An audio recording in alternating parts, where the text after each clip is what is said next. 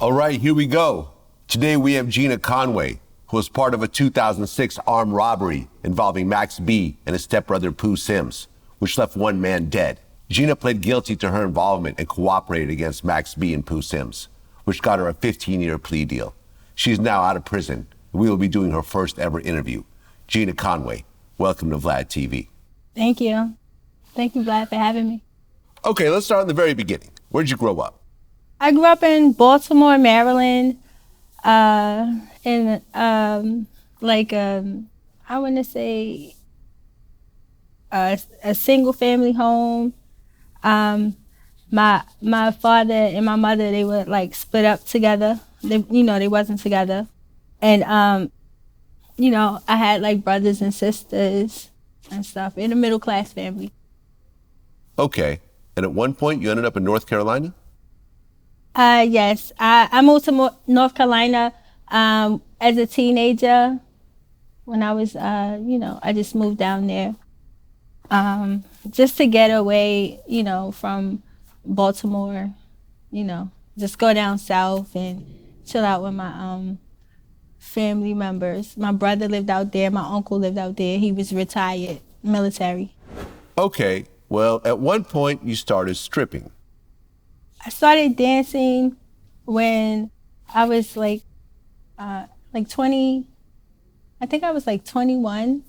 I started dancing because, basically I was having me and my common-law husband back then, we were having problems with the law. So we basically had to, I basically started dancing so that I could pay for all of our bills and our lawyer fees and everything. So, how did you end up meeting Max B? I met Max at a nightclub in Myrtle Beach. It was my birthday, and I used to get online on the computer and be chatting with different people, back in the day, I think it was called Pal Talk or something like that. Anyway, so I was talking to a guy, told him it was my birthday, and he gave me guest pass to a club to meet Jim Jones. Well, not meet Jim Jones, but a concert or something like that. So, I went there with me and my friend. And I met him in the club. He was actually trying to get my attention. I didn't know who he was or anything like that. I just knew Jim Jones. I never heard of him or nothing.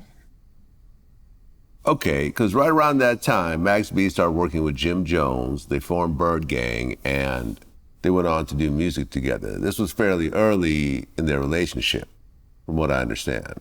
Right. So you meet Max B, and what happens next? I met him, basically, we talked for a few months, on the telephone, because I was with my husband then. So, we basically just used to talk. And then, one day, we decided that I should come to be with him in New York.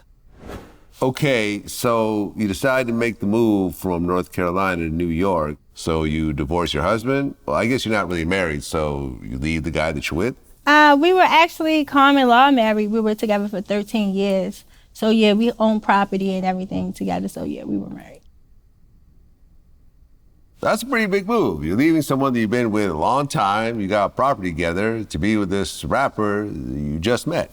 Yeah, it was. It was a pretty rash decision, It was. Okay, so now you're living in New York and Max B's your boyfriend. How's the relationship? It was pretty tumultuous, I would say. It was it was just crazy, a lot of fighting. Sometimes it was fun, you know, it was, you know, just crazy. Like a lot of partying, you know, just new things that I was not used to. I was introduced to a lot of things, you know, that I wasn't used to being around. It's a lot of it was fun, and a lot of it, you know, it was hard. Some parts of it was hard, but it was very different from the life that I was used to living. Well, when you get to New York, you start to dance at Sin City in the Bronx. Right. Okay, so you're dancing, but you're involved with Max. Now, when you say he introduced you to a bunch of new things, what do you mean? Like drugs or something else? Well, yes, he introduced me to ecstasy. Like I never took ecstasy before, and then he introduced me to like a whole lifestyle of like just crazy sex, like a sexual lifestyle. That was just, I don't know, it was just unconventional, I may say. One might say. Okay, what was the most unconventional thing that... I mean, it was, you know, it was like sex with, you know, people that we didn't know. Like orgies, you know, like more than one sex. I want to say like menage a trois with, you know, females we didn't know. I didn't know. Maybe he knew them. I didn't know who they were. I guess like random types of sex that, you know, sex with different people. And I want to say probably prostitution. He introduced me to that. Meaning that you were prostituting? I wouldn't say I wasn't prostituting, but he had like, I wasn't doing it on the regular, but he did like, he sold me to people before. You know, it wasn't like something that I did on my own or anything like that. So, you know, I did it. He set it up and I did it, and it happened like 2 times, and that it is prostitution technically, and it like, you know, it bothers me a lot, you know, thinking about it and reflecting on it. But yeah, he introduced me to that, which is something that I never normally done and I don't normally do. Well, Max has a stepbrother.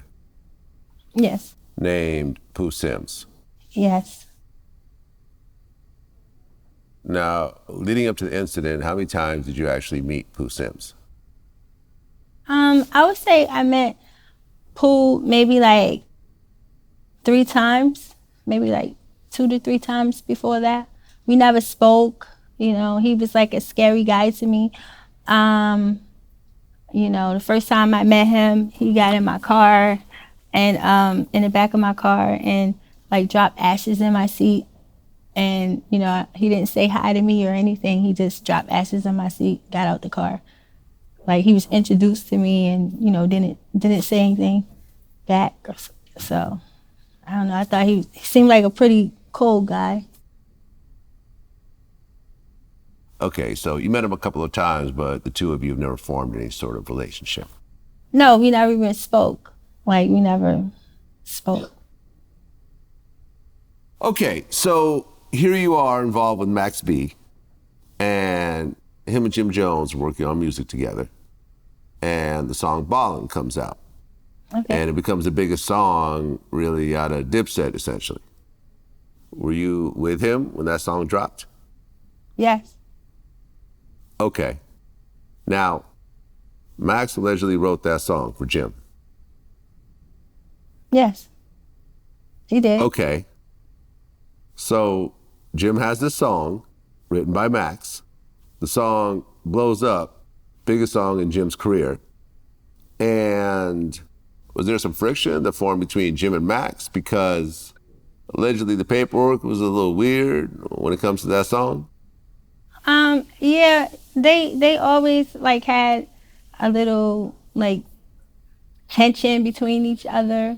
And I believe it was because it started before that song, but it probably was because of like, you know, the way they were getting paid, like the way he was getting paid out or whatever. He was getting paid to like little to nothing, you know.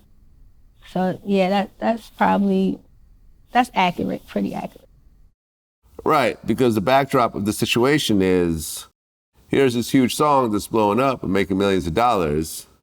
The guy who really wrote the song isn't really profiting from that. So is that causing Max B to kind of get upset in general?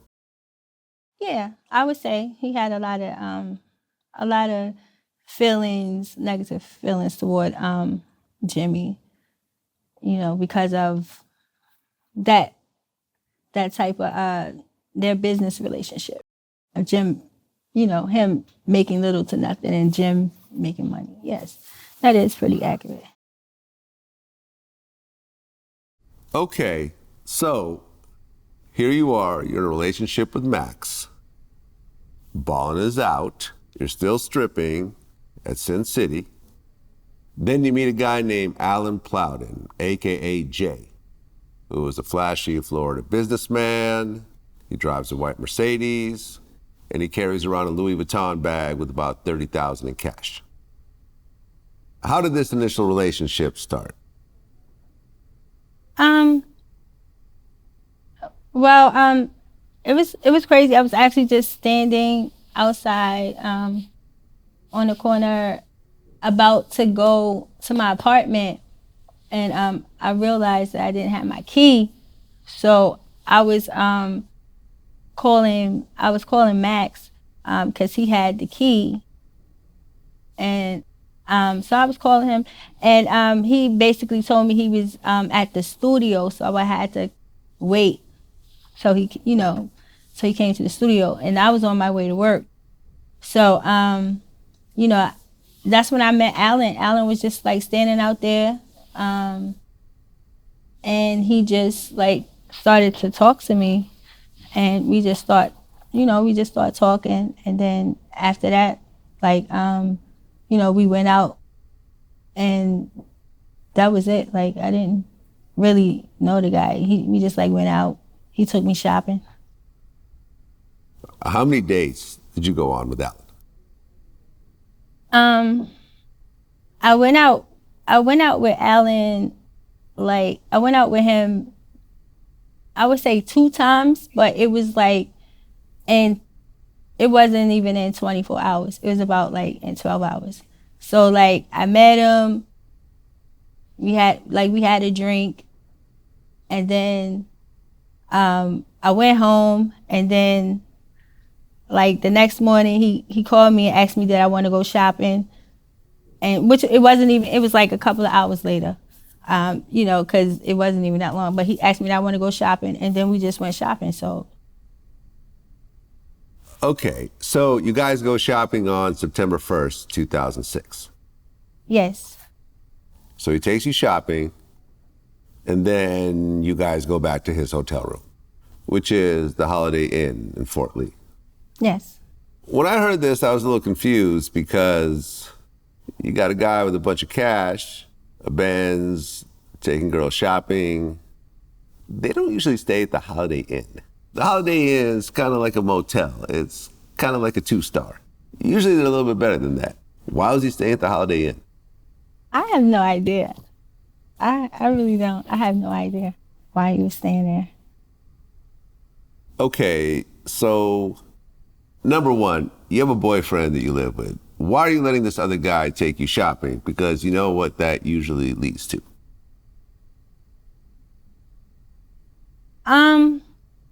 Because like I guess because like we had like it's like an open relationship, but I never really exercised it on my end.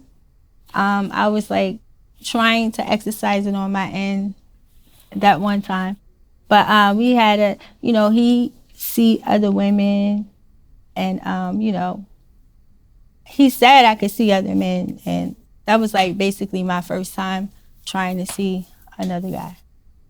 Okay, so you hang out with this guy twice.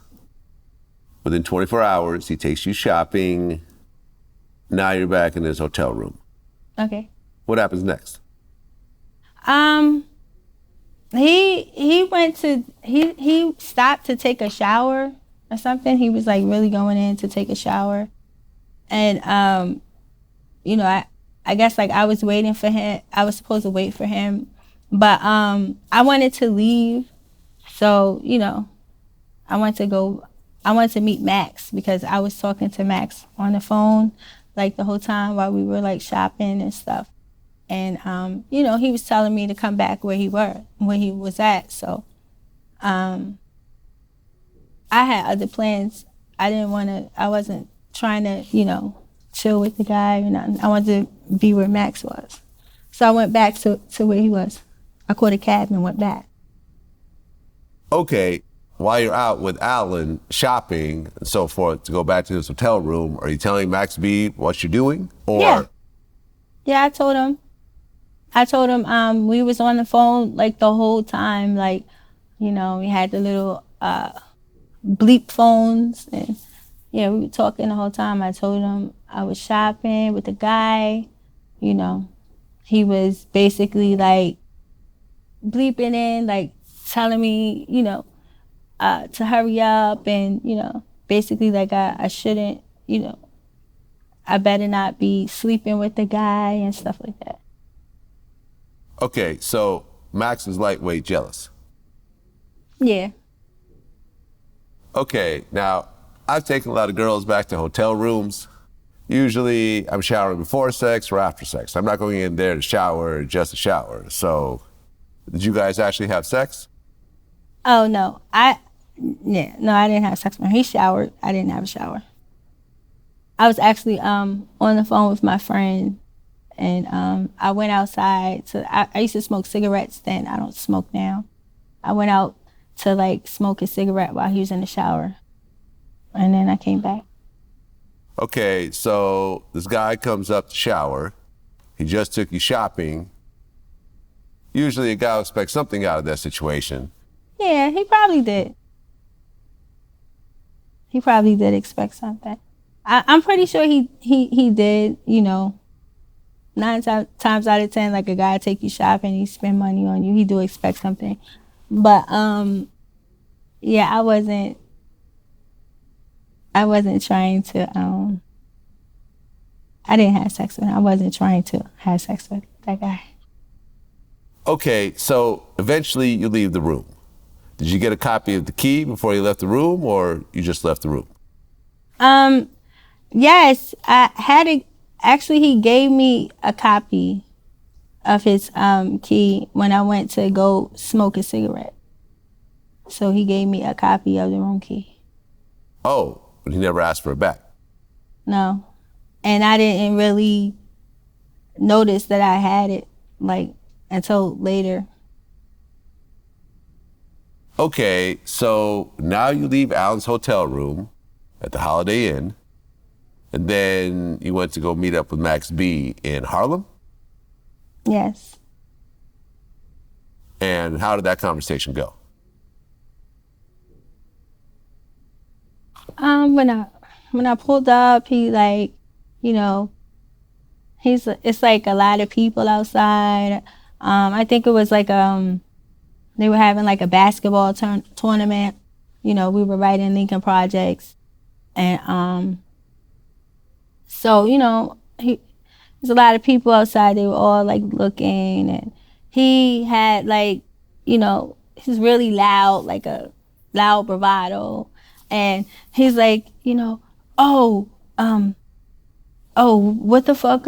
Oh, you're here. Like, what did you get? And he's like grabbing my bags and he's like looking and see what I got and all the stuff. And then he's basically, you know, asking me like, did I get him anything? And I told him no. And then so then he just basically looked at the stuff and he's like, oh, this guy got some money. And then he was just started asking me questions about the guy Alan. Was he upset at all over the situation? No, I thought he was. I thought he was, like, when I was heading toward him, because, you know, the way that he behaved on the phone. But you know, he was acting slightly jealous on the phone. He was acting real jealous on the phone. So but when I got there, he didn't seem like he was that mad about the situation anymore. He just I don't know, he just called his brother, and then him and his brother start talking, and like I think he told me to go and like get some drugs. And then when I came back, basically that's when he told me, you know, he told me to like go show his brother where the guy was staying. Okay. You had testimony when you took the stand, and you said that Max said that you and his brother are going to go get him. Yeah. So what did you interpret that as meaning? Basically, I took it as he wanted me to take his brother to where the guy was staying, like to the guy's room. Okay, and like we mentioned before, his stepbrother, Kelvin Leardman, AKA Pooh Sims, also had another nickname, Killer Kev. I didn't know that name. Yeah. So, at that point, when the three of you talked about the plan to go rob Alan in his room, Max actually called a taxi for you and Pooh Sims to go find the hotel room. Yes, he called a driver that he knows. But yeah, I wasn't involved in the discussion with them. They discussed it. I was off at the side. He just came and basically told me to go and show his brother. That's it. I wasn't, Okay. yeah. So I wasn't involved in the formulating of the plan or whatever that I don't know anything about that. I was like sitting on the side, you know, like basically in a daze. Cause I was like, you know, I was high on ecstasy and I wasn't really coherent of the whole thing. Though at that time, I wasn't really being coherent of what was going on because, you know, I would say I was purposely put on ecstasy so that I can be like conformative. Coerced?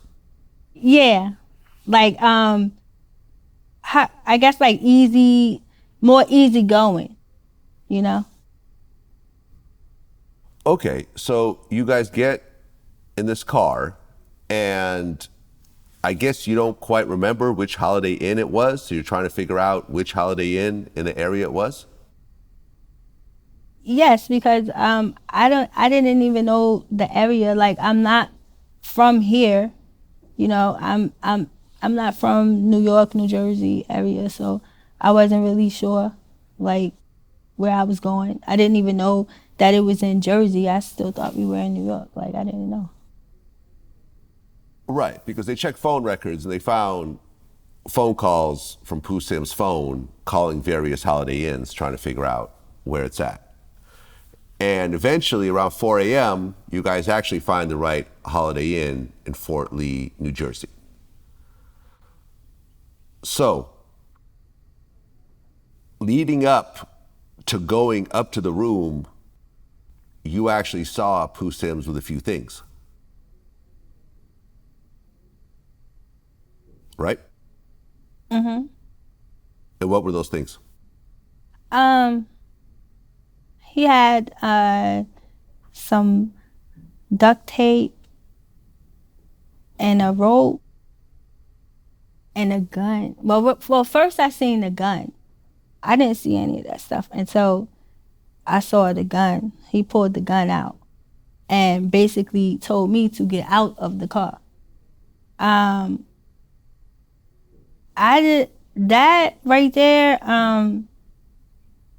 I did not know that was going to happen, you know. So I got out the car or whatever. I didn't even know that I was supposed to get out the car. I would never have went if that was, the thing. Like, I don't think I think, because I had a choice, like either I could just like, be embarrassed or maybe fight Max or just go and I wouldn't have went. I didn't know. But yeah, I was told to he had a gun. And then the gun was basically there. He told me to go and open the door and, we got on the elevator and that's when I saw the rope, the duct tape, and all that stuff. All right. According to testimony, you also saw that he was putting on gloves. Yeah, he did that on the elevator. Okay. Well, you may not have known what was about to happen when you're getting into the car, but you see a guy putting on gloves, pulling out a gun, rope, duct tape. You have a pretty good idea what the next step is. Why not just say, okay, I don't want to have anything to do with this and just run out the door and figure it out? Because I was scared of Calvin and I was scared of the gun. I'm not used to being around guns like that. Like, I don't know. He never even said one thing to me. Like, he was very cold. I don't know if he was going to shoot me. Like, he's basically telling me to do something and there's a gun in my face. So, like, that's why. Fear. Well, you had said that Max B was on the phone the whole time leading up to the robbery? No. He wasn't on the phone the whole time, but I'm pretty sure like him and his brother were like calling each other periodically and like checking in, basically. Okay, so you get to the room and you actually have a key. Yes, I had the key. But you knocked on the door? Yes. What happens next? A girl answered the door. She Okay. yeah, a girl answered the door. And when she answered the door, when I knocked on the door, actually, like, I was coming off the elevator, and I'm coming this way. Here's Pooh right here with the gun pointed toward my face in the door. So I'm knocking. When I knock on the door, the girl comes to the door. He put the gun to the girl and told her to shut up and cover her mouth. And then he, we went inside and went in the bathroom. Right. So you guys get inside the hotel room, and the girl, Giselle Neves, was there with Alan. Yes. You close the door after yourself, and what happens next? Um. Next, we was in the bathroom, and basically, Pooh Pooh told me to like tell tape the girl up in the bathroom, and tell her to like don't move or whatever. Just tape. He basically told me tape the girl up, and so I went in the bathroom with the girl, and I basically told her I did what he said, and I basically told her like, look, I'm scared, like I don't know what this guy's gonna do. I don't know him like that. I said, I don't want to get hurt. I don't want you to get hurt. So, let's, just do what he says. Okay, so you duct tape Giselle. Now, does Kelvin start pistol whipping Alan? Yes. Yeah, he started to pistol whip him. Okay, and does Alan get duct taped also? Yes. He asked me to duct tape him as well. Okay, so you actually duct tape everyone in the room. So everyone's duct taped, Alan's pistol whipped, and is he bleeding at this point? No. Okay, just bruised up. And then you guys start going through the room trying to find things? He was asking him where the money was at, and I just stood there basically, and Calvin basically did everything. I was pretty much in shock. He stood there, and he was like basically like looking for the money, and then he told the guy to call his friend up that was in the room downstairs, and his friend came upstairs. And then basically like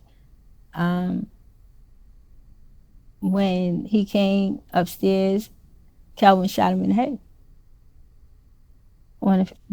He shot him right here. In his ear, I think. Well, okay, so you guys start going through the room, but you don't find very much money. Wasn't it like $800 or something like that? Calvin, he was like going through the room. Like I said, I just was standing there. He found a watch, and he told me to grab the bag and the laptop or whatever. But like, yeah, I didn't even know it was any money in there. I mean, I didn't even know that Calvin had found any money at that time, so I didn't know any money was found. Yeah. So this duffel bag with the 30,000, that was nowhere to be found. No. Right, and because Kelvin didn't find any money, he then told Alan to call his friend who was staying down the hall, and that was David Taylor. Yes. Had you met David Taylor before this point? No. Not that I could remember. No.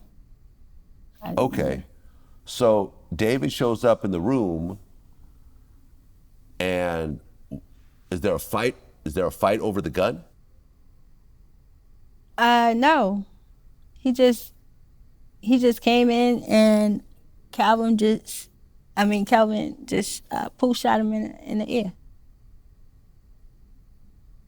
Why do you think that he shot someone in the head who's coming over to potentially bring more money? I don't know. I don't know the guy. Like, I knew I like I said, I could tell he was very like cold-hearted. We didn't even speak, so he was a scary guy. Well, I mean, you're having the craziest day of your life. First, you're being taken to a hotel room to go meet this guy, and now you're seeing gloves and guns, and you're tying people up. You're seeing someone get pistol whipped, but now you just got to witness someone getting shot in the head, and you're witnessing a murder in front of you for the first time ever. What went through your head at that moment? I don't know. Like, I didn't think it was real. Like, I kind of disconnected. I guess I was going into shock. So, like, when I heard the gunshot, like, it was very like, he was really close to me, and my ear, it was like ringing. My ears start ringing. And just like off the noise of my ears ringing, I just disconnected. Like, I just disconnected. I guess you could say it was like a out of body experience, but I just didn't think it was real. I just kept saying to myself, like, this is not real. Well, now you have a dead body in front of you, and you start going through the room and just grabbing various things. No, like I said, I was just standing there, and after he shot the guy kind of like he fell over, and I was just watching there like in shock. I couldn't move, and then Pooh basically was like, he just like grabbed my arm, and he was just like, he told me to get the stuff. He was like, oh, get the bag. He was like, get that bag, and come on, or whatever. So I just grabbed the duffel bag and left. Like, when he kind of grabbed me, I kind of like snapped out of it a little bit. I grabbed the duffel bag and I ran out the room. And then that's when, Alan came behind me, and then he punched me in the face, and then ran the other way, and then Pooh just left me, basically. He just left me. Right, because Alan managed to like untie himself from the duct tape. Yes. During the whole situation, and yeah, I guess he attacked you, but then basically everyone just ran off because Kelvin was still there with the gun. No, Calvin left first. Oh, he left first. Oh, okay. He basically, like, while he was on his way out, he like basically like grabbed he like grabbed me and just was like, grab the stuff, and left. He left out, so I grabbed the bag, which was basically like a few feet from me, and then I ran out, and then that's when Alan came from behind me in the hallway and punched me. Calvin was already gone. He left me. But then both of you guys met outside and jumped in the same car that you came in, right? Yeah, the car was actually pulling off, and yeah, and it was like, I had to like basically yell and tell them like, hey, they were leaving me. So I had to like jump over a wall or something. I had on like high heel boots and a mini skirt or whatever. Like, not that type of, I wasn't dressed for that kind of stuff, I guess. Okay. So you guys jump in this car. The driver takes Kelvin back to his apartment, but you still have the bag with all the stolen items in it. Right. So you end up going to Sin City? Not that night. Oh, yeah, I think no, not that night. I didn't go to Sin City that night. Okay, so because based on the research I did, it said that you went back to Sin City, and then you went back to the apartment of a bouncer named Turan who worked there, and you left the bag of stolen items at his place initially. Oh yes, I did. I went back to Sin City, but I didn't go inside. I had him like come out. Yeah. Okay, so because at this point, what are you thinking? At this point, I'm scared to death, like, because this crime just happened, and like the people that I was with, like, we were basically in a jam, and I didn't really know like what to do. I'm in a situation that I didn't know what to do at that point. After the murder occurred and you and Pooh Sims are in the car, do you guys talk at all in terms of what just happened? No. Right. Well, I mean, there is a driver in the car, so I assume you don't want to tell the story in front of him, but do you guys say anything at all to each other after this insane situation? No, he basically was on the phone with his brother, and he put me on the phone briefly. On the phone with his brother. That was it. With Max? Yeah. Yeah. But okay. no, we never talk. Like, we just never talk. Okay. Well, after you go to Sin City and then go to the bouncer's apartment, do you talk to Max at all? Yeah. Yeah, I would talk to him on the phone. Like, we were talking on the phone. He basically, like, was giving me instructions, like, telling me, to lay low and stuff like that. Right. Because after the incident occurred, a loud shooting in a hotel in New Jersey, the police were called. So the police show up and they start the investigation. And they find surveillance and witnesses from the hotel that placed you and Kelvin at the hotel. So now they're actually starting a whole manhunt situation for you. Because first you go to the bouncer's apartment in Bloomfield, New Jersey, and then you take the bag and you go to Max B's sister-in-law's house? Yes, that's where Max told me to go. Yes. I went to his sister-in-law's house. So you take the bag to the sister-in-law's house. Mm-hmm. And they eventually find the bag there, the police. The bag has 2 Holiday Inn key cards, some cell phones, a laptop, some car keys, some clothing, and basically all those items tie you to the crime. Yes. So now you go into hiding. You don't actually turn yourself in yet. Yeah, I was actually hiding at Max B's sister-in-law house, which is where Max had instructed me to go.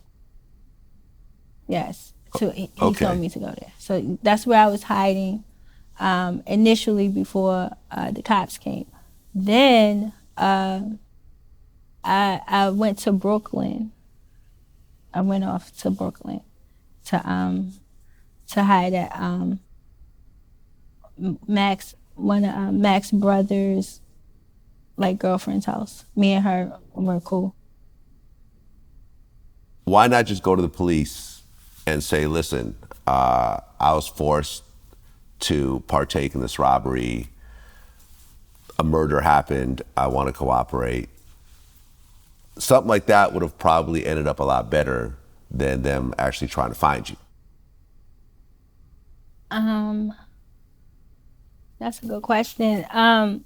Probably because I was afraid. My mind state was was different back then. It was like altered, you know, because I was doing a lot of like ecstasy. So, you know, I just, you know, I wasn't really in my right frame of mind. You know, I was thinking, and then I'm hiding, you know, I was sent, I didn't know anybody there except like Max and all of his people. So I'm with his people, you know, I guess like I was afraid to go off and, you know, tell like, oh, you know, I was afraid to go off and cooperate with the police because I was actually still with them. Yeah. Well, at 12:35 a.m. on September 28th, 2006, you were on a subway and the police actually find you and arrest you. Right. According to the reports, when they're arresting you, you said, I didn't want to do any of it. Right. How did it feel at that moment when the police put those handcuffs on you? It was devastating. It was very, very surreal. Like, you know, it felt like, only way I can describe it is like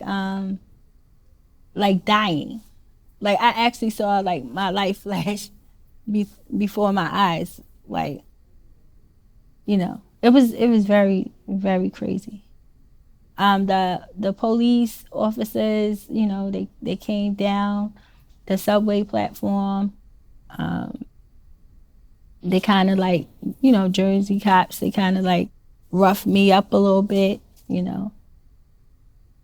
I thought, you know, I thought I would never see daylight again. How did they actually find you? Well, I was going to Sin City actually because I wanted to meet Max there because I needed some money, and he, you know, he knew I was coming there, and it was said that, you know, he helped the police catch me. That's what one of the detectives said, and on the stand. Oh, so Max knew that you were coming to Sin City, and a detective actually said that Max contacted the police and told them where you're going to be in order for you to be arrested? Yes. Wow. Okay. How did you feel when you heard that? I felt confused. I felt betrayed. You know, I just didn't want to believe it because, like, you know, that's at the time, you know, I thought he was the man I was in love with.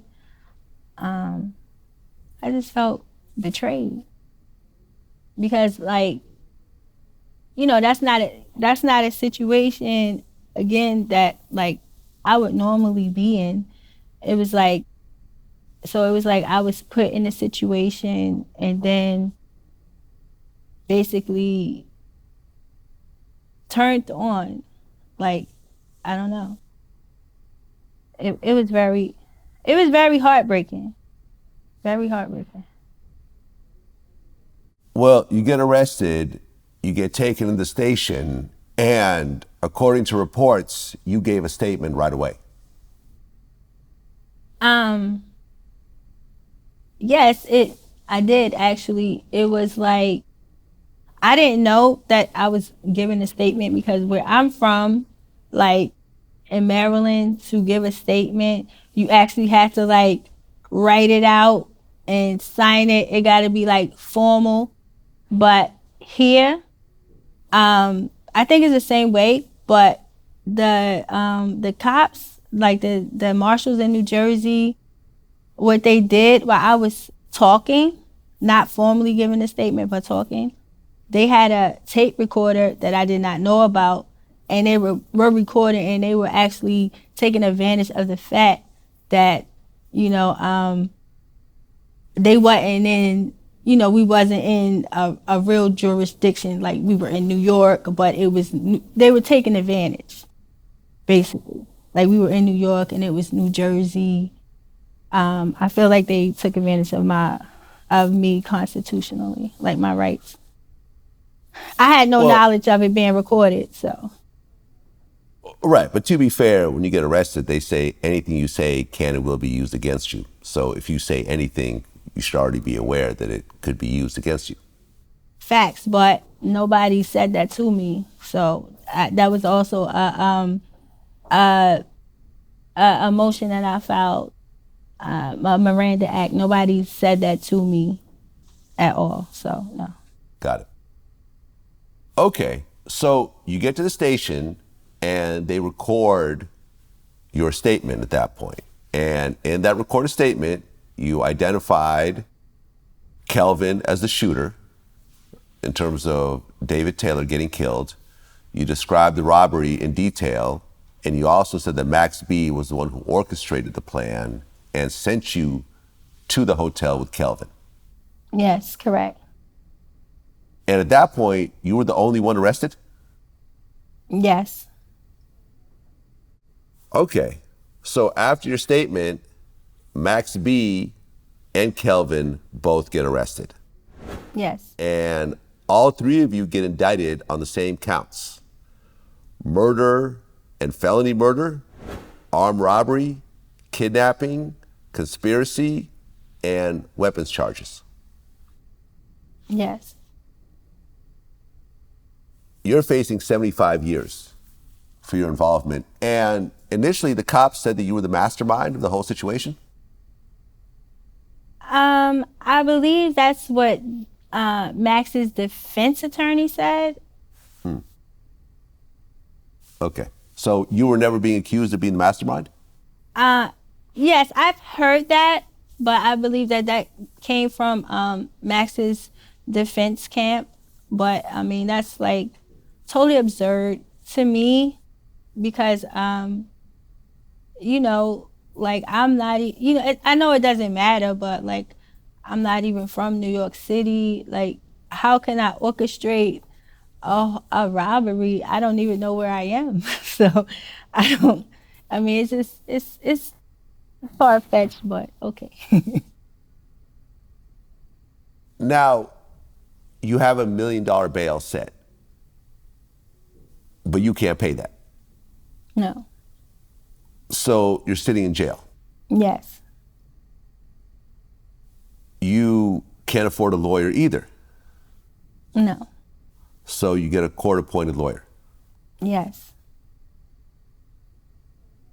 Now, Max B, he actually bails out. Yes. So the two of you talk to a certain extent? Yes. Yeah. So what are you guys saying to each other while everyone's awaiting trial?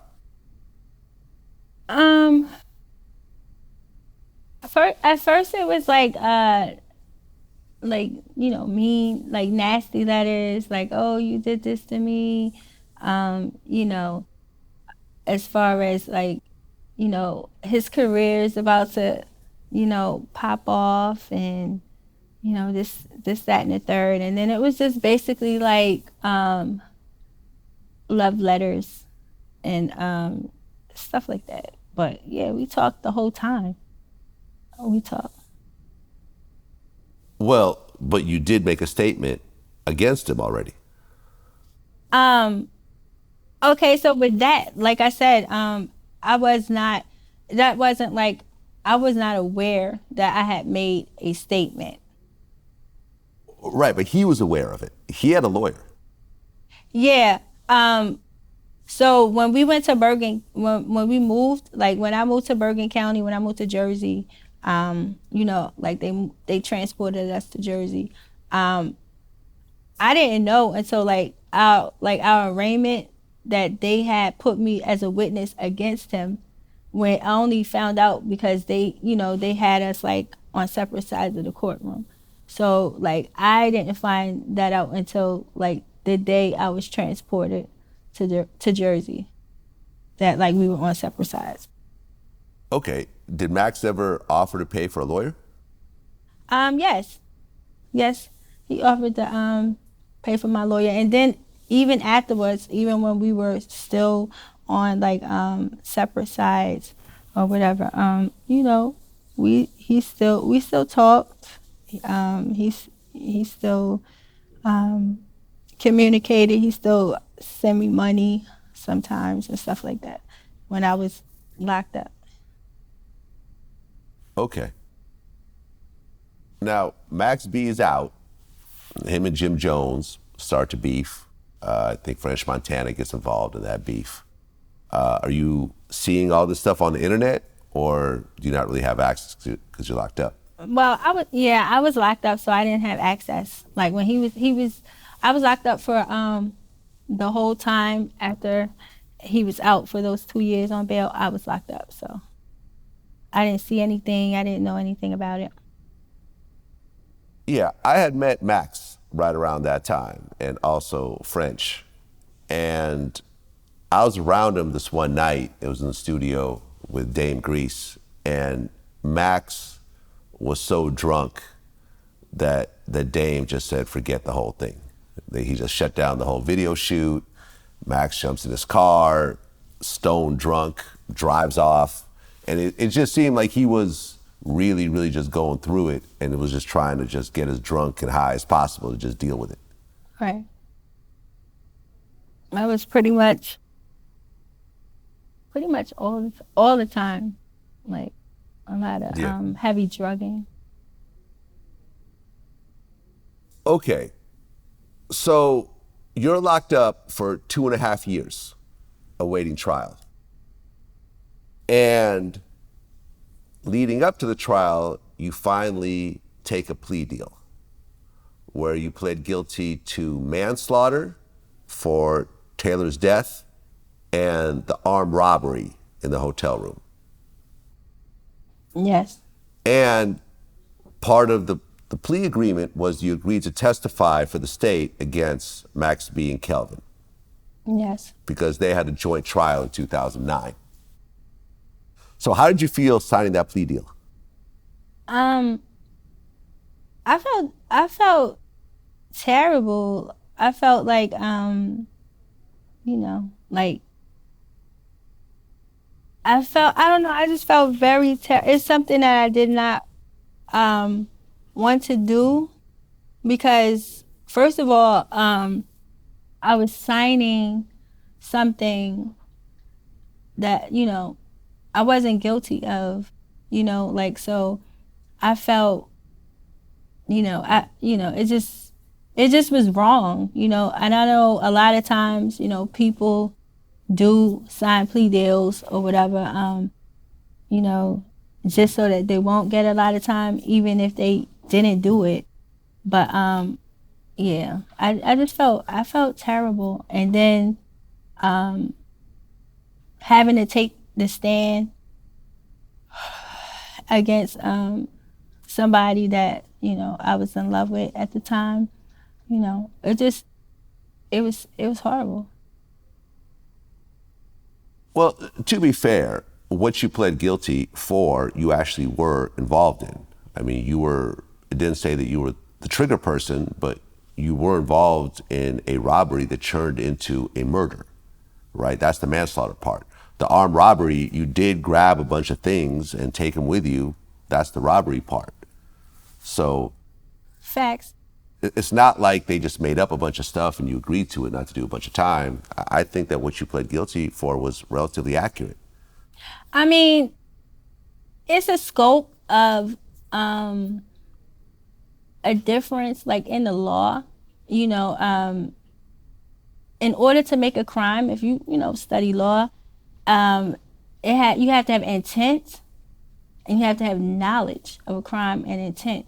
And pretty much like those things, they weren't present. Like I wasn't the type of person that would just out on my own go rob and do that. I've done that, under duress because I was, you know, afraid of like physical or bodily harm or, you know, some sort of fear. You know what I'm saying? I wasn't a person that just go out and do that. So there was no intent. I was told to do it by someone that I felt had power over me, that if I didn't do it, I would be punished in a way. So, like, yeah, I mean, so I was actually there present. But, you know, the intent wasn't there.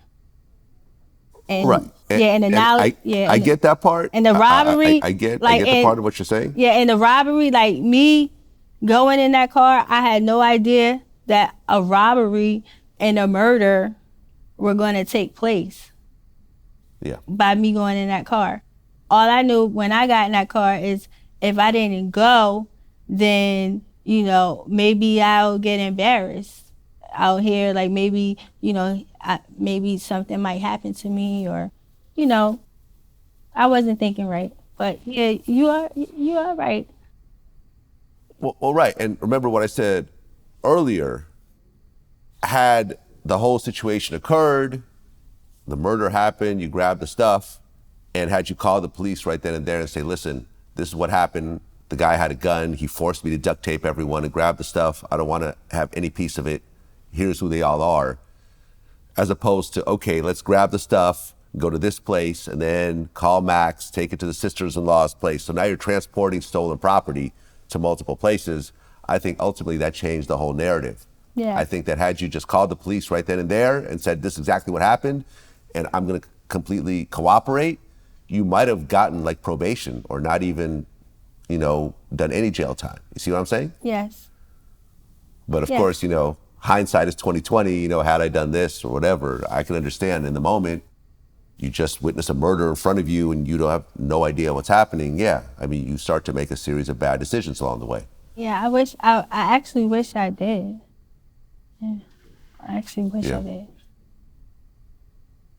Okay, so you do a plea deal, but when you do a plea deal and agree to testify, they don't tell you how much time you're going to get. They just say cooperate and we'll tell the judge to take it easier on you, right? No, when I took the plea deal, they initially said, well, when I signed the deal, they initially said that it was, I would have to do 15 years with an 85%. But, you know, when they first came to me offering for me to take the plea, you know, they were saying, okay, take this plea. We want you to write a statement, sign it, which I never did. And we're going to give you, they were coming crazy, like, we're going to give you 60 years. You know, and of course, you know, I told them to like beat it or whatever. I'm like, yeah, go ahead, like beat it. I wasn't going to take 60 years. I didn't do it anyway. So I wasn't going to take that, but yeah. Okay, so you signed the plea deal. You agree to take the stand against Max B and Kelvin. Max does an interview on VladTV with his lawyer. So he's like standing behind his lawyer and the lawyer's talking for him, and we'll play a clip from that, where the lawyer basically calls you a prostitute drug addict. Okay. Can you describe how your ex-girlfriend testified on the case? I can talk about the statement in general. The interesting thing I think about the statement, she gave a statement after she was arrested. She was arrested maybe 4 or 5 days after the actual murder occurred, and she gave a statement to the Bergen County Prosecutor's Office, some of the homicide detectives there. And the thing that rings the funniest in the statement to me when you read it, first of all, she admits in the statement itself, basically, that Charlie Wingate never received any proceeds for any type of robbery, any type of murder. She talks a lot about basically how she came to know the individual that she chose to go and rob. She talks about meeting him on the street corner in New York, basically getting picked up almost like a prostitute, it seems to me, going to a hotel room with the guy in New Jersey, going shopping with the guy. And then when she talks about the details of, in her statement, the details of what Max or Charlie's involvement was with the case, I was reading it before you guys came here today just to refresh my recollection. But the funny thing is she tells the police right during the statement itself that while Charlie was allegedly planning this robbery, which of course we deny, and we await today in court when Charlie's finally vindicated and can really get all of his career and press on with his albums and things of that sort. She was high on ecstasy by her own admission. She was drinking Hennessy by her own admission. And it's funny how the police continue to question her about details, and she tries to go into details about what kind of conversations occurred, where they were, and at the same time telling the police that she had literally just dumped or taken ecstasy pills, and that she was high, and that she can't remember certain parts of the events that actually occurred. And then the police press her, keep pressing her for details about what happened, which to me is in and of itself makes her statement unbelievable and disbelievable from that day, let alone anything she says from that day forward when she tries to cut a deal to save, from going to jail for life. So essentially, they lay out the strategy to try to discredit you in terms of you taking the stand. Okay. So the trial actually starts, and the state lays out a theory that Max and Kelvin conspired to rob Alan, and that the killing of Taylor was a foreseeable result of an armed robbery. You take the stand. And when you take the stand, you basically lay out key elements that the state needed to convict both of them. You said that Max reacted to learning about the cash that Alan had, and he was gonna go get him. You said that Max called Kelvin, met with him, and instructed you to take Kelvin to the hotel. You said that Kelvin showed you the gun and the duct tape and the gloves, and you laid out the actual home invasion style robbery and tying people up and so forth. How did you feel when you took the stand and had to lay out the whole story right there with Max and Kelvin looking at you? I don't know. It was, like I said, I just felt, I felt alone, betrayed, basically, but I didn't know about all of the things that were being said about me because I didn't really hear them at the time of the trial. I heard them after the trial. But I pretty much felt hurt. I was very hurt that that whole situation was happening. Everyone being locked up, and it was hurtful, but I had to tell the truth. Well, right, because Max's lawyer attacked you on the stand.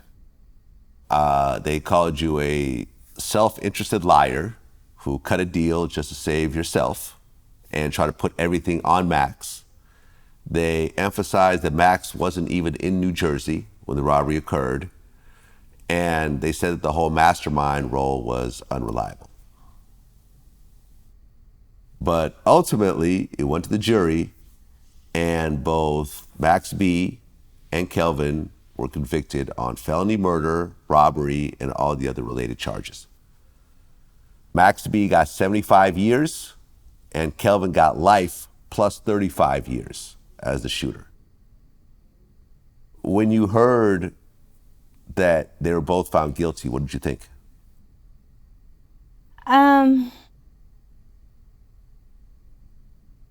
When I heard they was found guilty, I thought, I thought okay, New Jersey, they have a lot of excessive sentencing.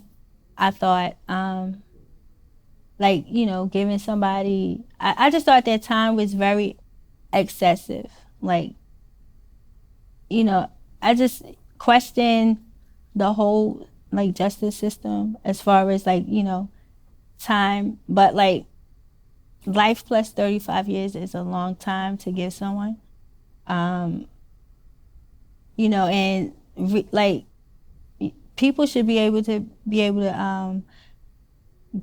rehabilitated and make it back into society. That's what I think. But I basically thought that, like, the time was excessive. But I mean, at the end of the day, I told the truth. So I did feel relieved that the truth was out. That I, you know.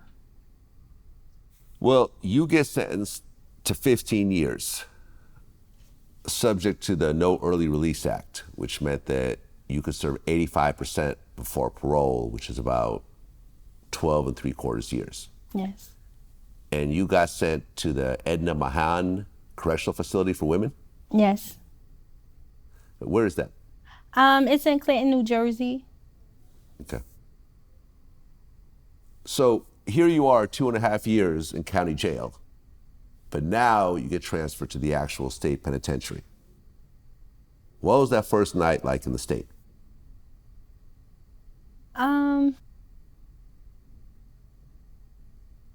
It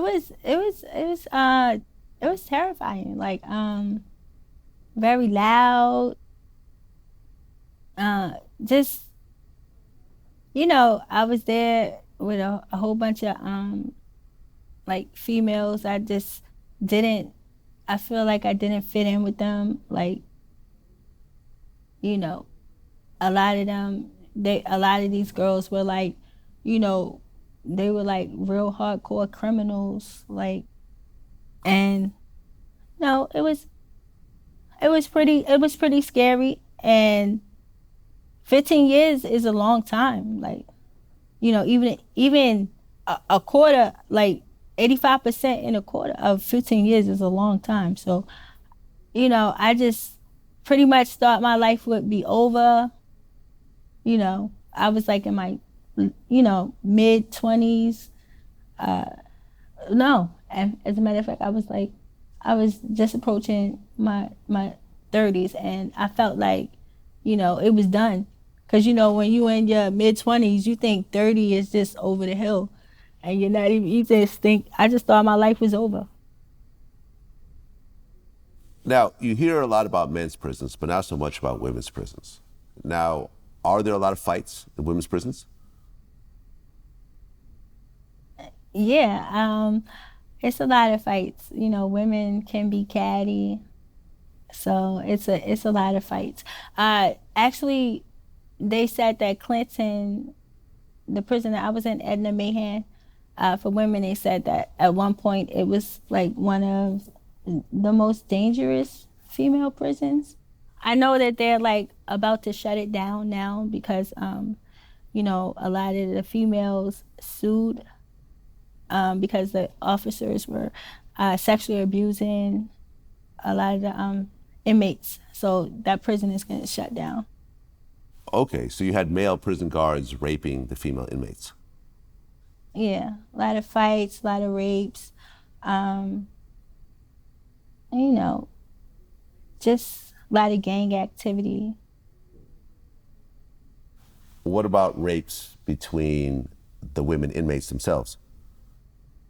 I wouldn't say they were getting raped, but it was a lot of, like, you know, women, well, lesbianism going on too as well.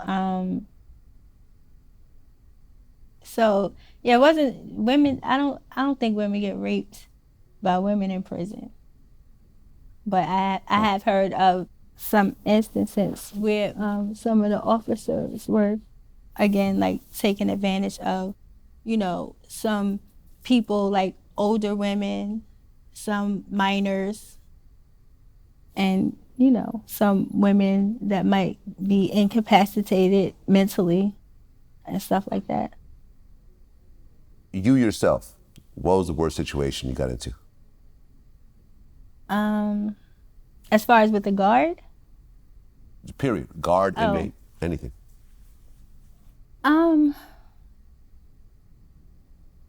Okay, so I got into this girl.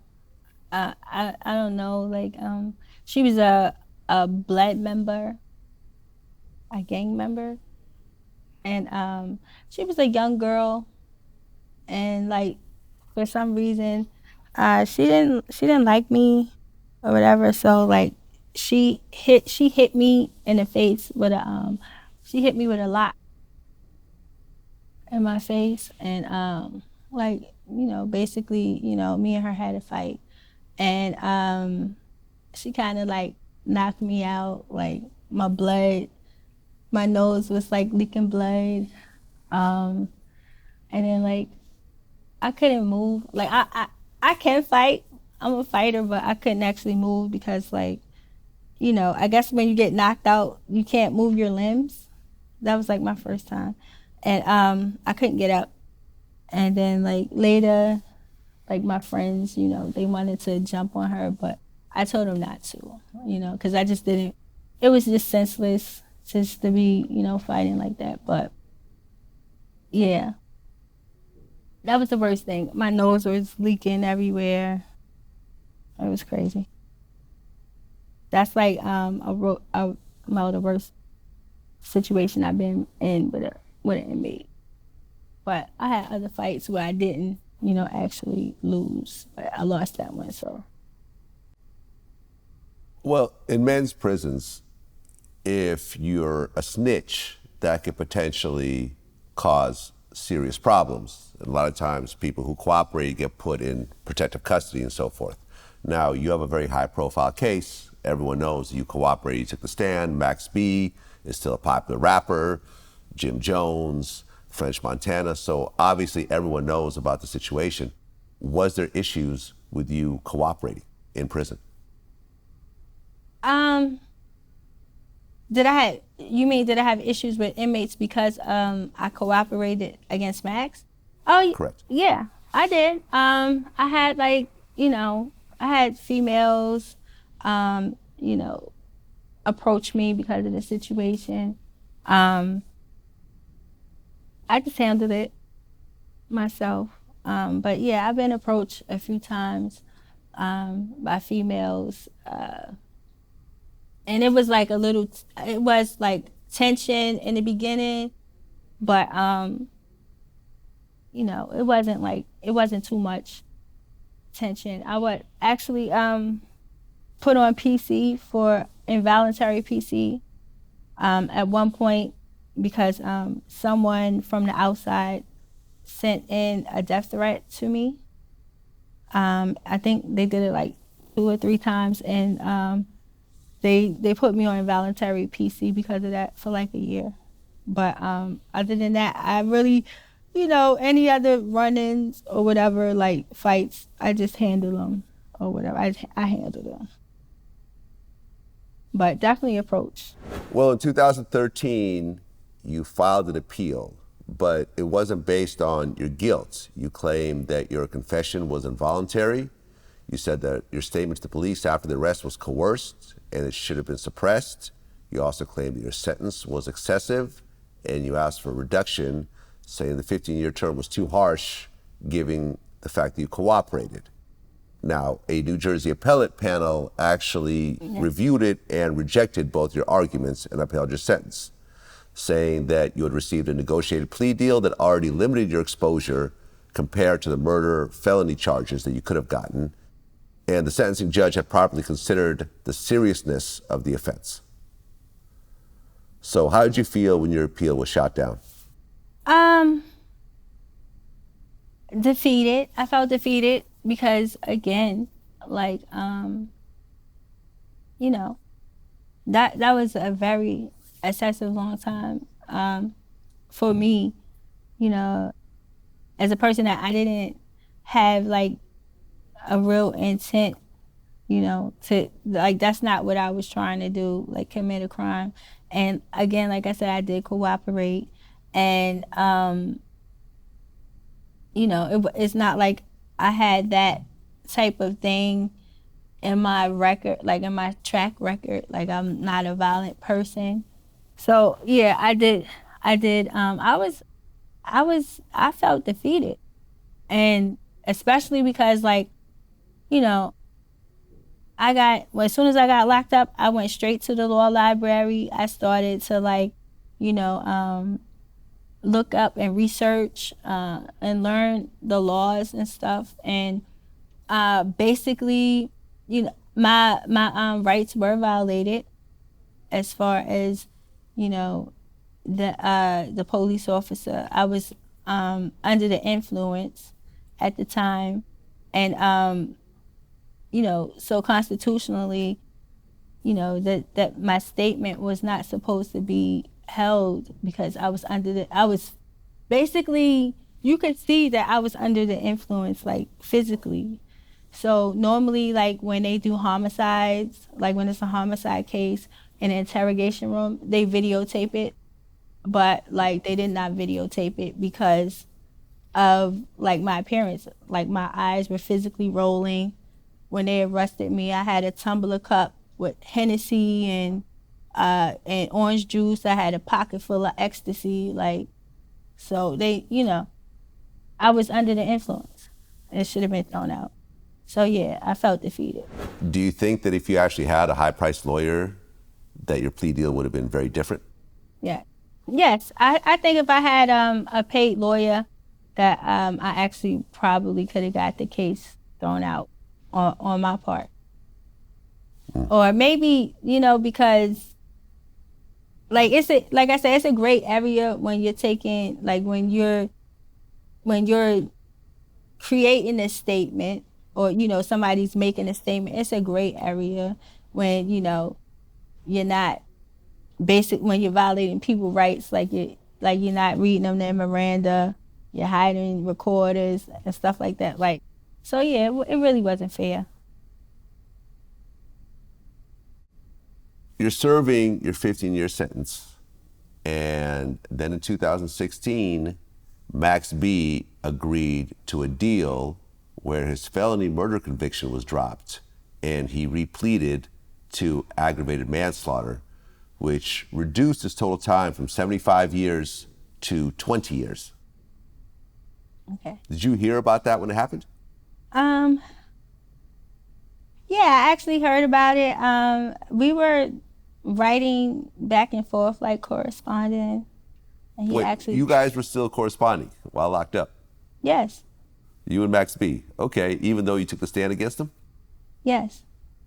Okay, and what were the conversations like?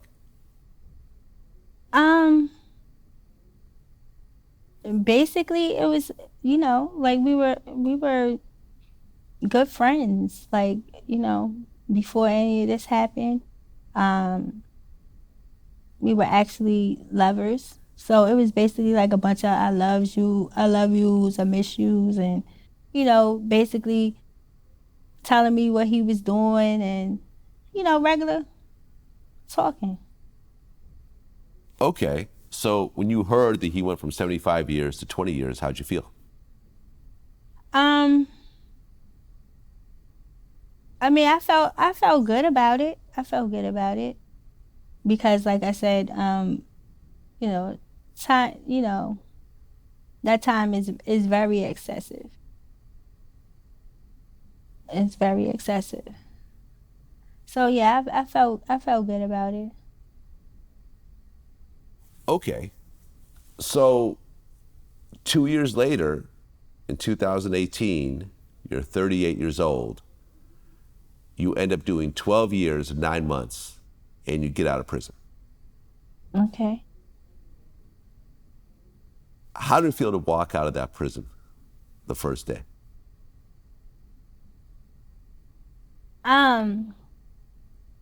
Man, it just felt like a blessing. Like, you know, I was so happy that day. Like, the sun was shining. Like, you know, my mom and my family was there. Like, it was a good day. was a good thing. Okay.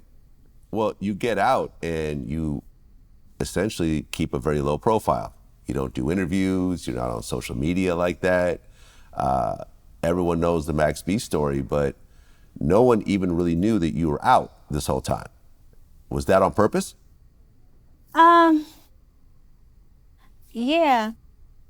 Yeah, it was, I was just trying to, I didn't really want anybody to know where I was. I really just wanted to like put everything behind me. But like, I really just wanted to come out because, well, a lot of people were pressuring me about it, like my family and stuff like that, because at the end of the day, like, it's a big thing to be labeled as like a snitch. It's a big thing to like basically, have people, like your reputation. It might not be important to anybody, but it got to be important to you. You know what I'm saying? Like people saying things that's not necessarily true. Like people basically like talking things that's not good about my name. So I want to come out and, basically like clear my name. And that's why I came out. Because especially like now with, his release, which is cool. I'm glad he's out and everything. It's just like, some of the backlash that, I've been getting, like, as far as like my family, like they, they on they watch social media. I don't really follow like that, but like they send me clips and stuff, and it's like people saying that I've been shot in the head. Like that's crazy, like different blogs and stuff like that. So my family, they sending it to me, and they basically, wanted me to come out to show that I am not dead, like I'm not shot in the head, and basically just to clear everything up. Like I wasn't a drug addict, prostitute, like the defense attorney, Max B's defense attorney said. Basically, if I was, it was because he basically was trying to, he pimped me 2 times, and he did put me on drugs, but that was like for about like a year. It wasn't like something I did before I met him. It was something that was caused by him. Like it was, because of the drugs, the drugging, and stuff like that. I mean, it wasn't something that was normal for me. So I just want to basically come out and talk about that and the snitching part. Well, last month, Max gets out after serving 16 years in prison.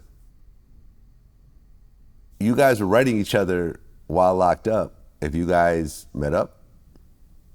No. Why is that? I mean, I don't know. Like, I haven't talked to him or anything. I don't know. I'm not trying to. I don't know. I haven't talked to him, so.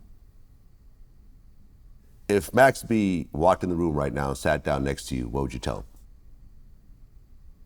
him? I would just tell him, I'm glad he's out.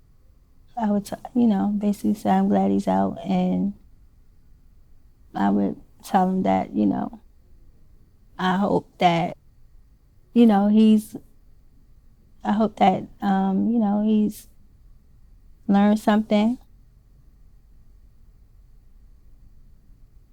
from this ordeal, and that he's a changed person.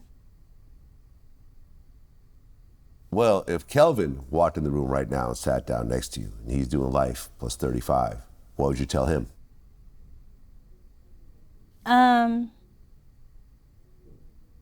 I would just say to him, like, you know, basically, like, I hope that, you know, that he learns how to be a better person also, and that he learned from his mistakes, and hopefully that, you know, he won't have to, like, hopefully one day he'll be able to see outside, you know, because that's just terrible for anybody to be locked up, for me. Well, you know, you feel that certain people can be rehabilitated, but someone who shoots someone in the head during the course of a robbery, I don't know if I really want those type of people roaming the streets, to be honest. Like, the way you described that whole situation sounds unhinged. Right. It didn't seem like that guy even did anything to deserve to get shot in the head. So do you really want someone like a Kelvin back out again? And like I said, his nickname was Killer Kev, so you can apply other things as well. Do you really want someone like that out here potentially doing the same thing again? I mean, no, not if they can't learn. You know, if they can't learn from their mistake, you know, then they definitely shouldn't be out. You know, but I feel like everybody can change. You know, I feel like everybody should have a chance to change. You know, because, you know, basically that's why we have the problem that we do have in America today, like as far as heavy populated jails, you know, because they don't, you know, Americans are, we are afraid to basically let them, you know, let these people try to be better people. So, I mean, that's, you know, I understand though. A crazy criminal, if they can't change, then no, they don't need to be out. Well, recently Pooh Sims has been, I guess, doing interviews and talking to certain people claiming that Max B snitched on him. And he even contacted me. He tried to sell me the paperwork and, you know, I passed. But do you believe that Max B snitched on his stepbrother?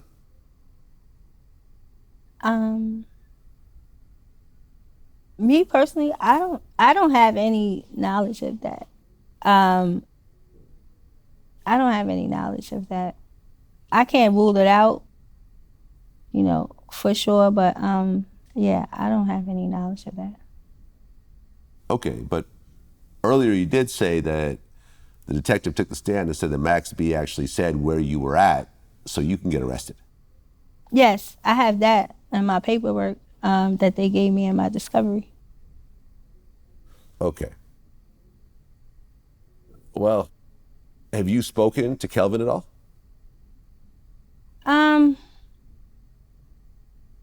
I would say like one day, like a few months ago, I would say maybe in like May, he called me. I don't know how he got my number. And he just said like, he asked me could he call me back on the number. And I told him yeah or whatever, and then I just like blocked the number. But it was very brief. Like I was like I don't know how he got my number at all.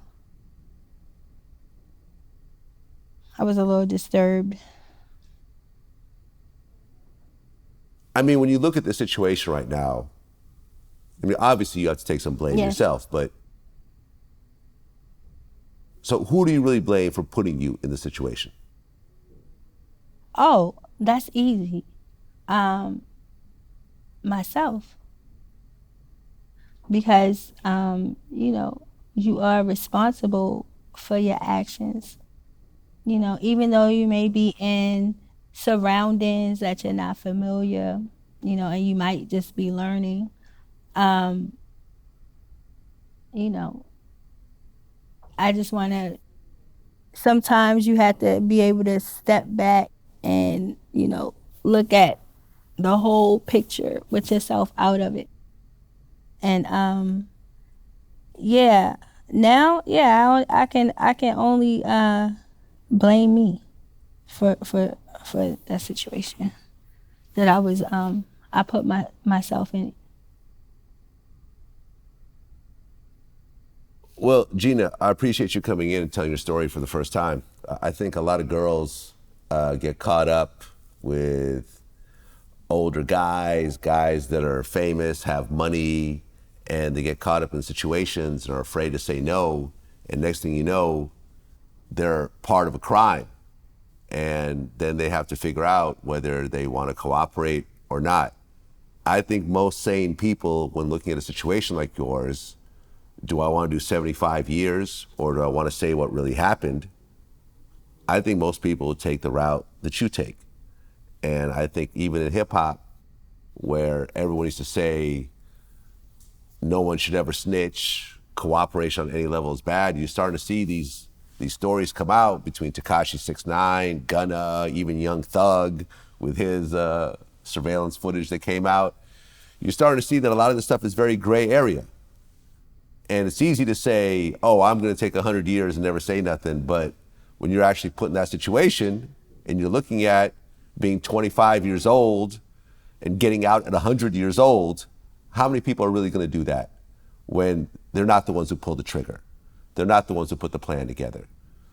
They were dealing with people that are scary and have guns and are potentially worried about them getting hurt themselves. I think a lot of people would have done what you did, and I support your decision. And ultimately, even with that, you still had to do a lot of prison time. Yes. So it's not like you cooperated and got a get out of jail free card. You end up giving up over a decade of your life. Your whole 30s was lost in the prison system. Yes. You're getting out in your early 40s and having to rebuild your life. So I wish you all the best, and I appreciate you coming in. Thank you. Absolutely. Until next time. Peace. Peace.